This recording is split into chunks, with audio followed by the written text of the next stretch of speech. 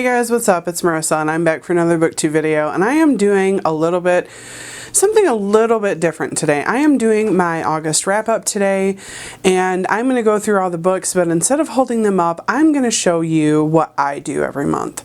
I do a lovely little spreadsheet where I track all of my reading, how many pages I read, how many stars I gave something, what the name of the book is, what the author of the book is, and then I do these cool little graphs and everything.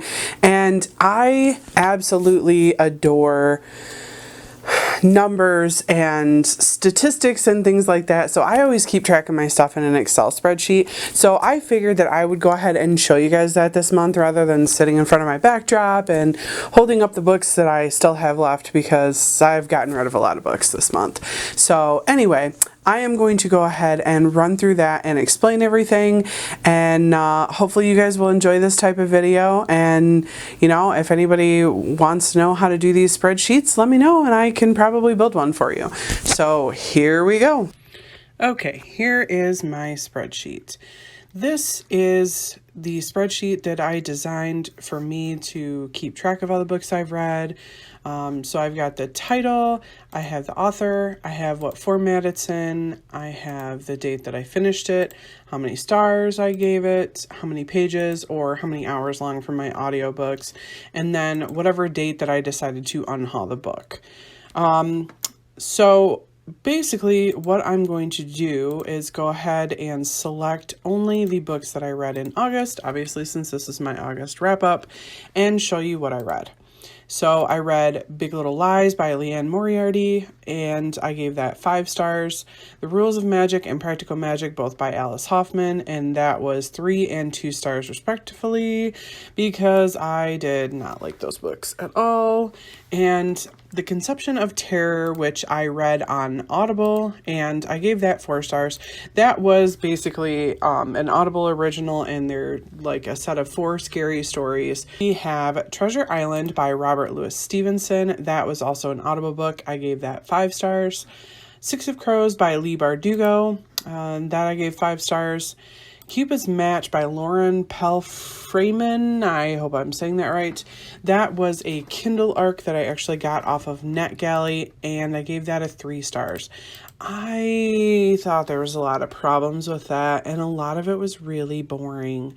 But there is a full review up for that on my Goodreads and also on netgalley.com that I put. So the next one was A Feast for Crows, and that I gave 3 stars also. The next one was Crooked Kingdom by Leigh Bardugo, and that one I gave 4 stars.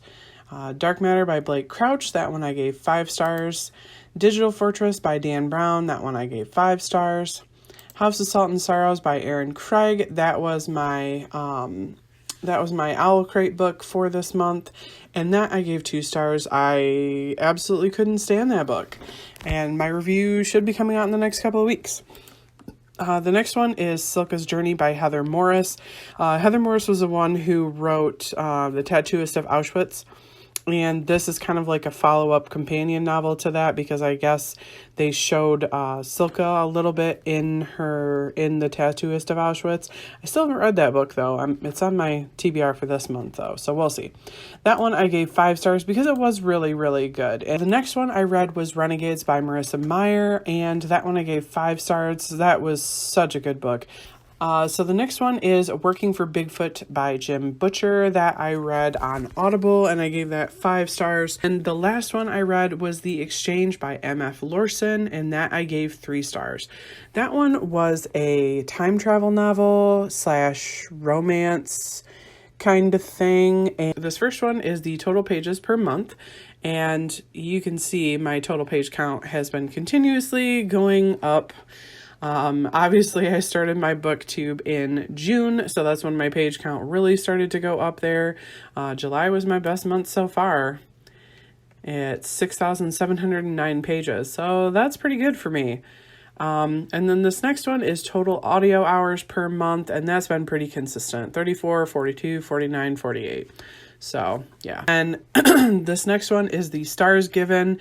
So I gave 1 1 star, 7 2 stars, 17 3 stars, 15 4-stars, and 29 5-stars. Next one is my total books per month. And you can see in the beginning of this year just how crappy my books per month was.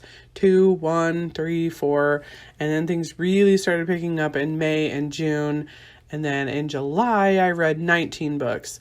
August, I only read 16 books, which is fine for me. I kind of like sticking right around that number. I finish 1 to 2 books a week. That's pretty good for me. And then this next one is books unhauled.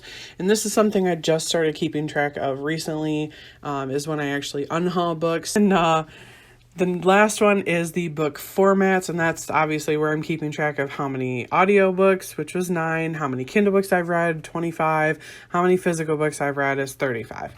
And then on this next tab, which is my DNF tab, this shows you which books I have DNF'd and when. I only DNF'd 1 book in August, and that was Abandoned by Meg Cabot.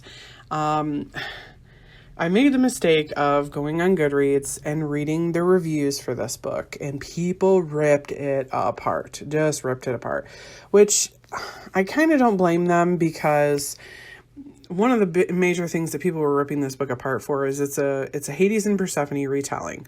And basically the first time this girl meets Hades is when she's 7 years old, and Hades is hitting on her at 7 years old. So I really understand why people did not like this book, why they were coming for this book. And I really had that in the back of my mind when I started it. So I got about 25 pages in and I was like, nope, I'm just not going to read it. I was biased, and honestly, I only paid a couple bucks for the book, so I really don't care. So yeah, that's that. And I guess that is everything that I have for you guys. And I hope you enjoyed my video, and hopefully it wasn't too boring for you. So thanks, guys, and have a good one.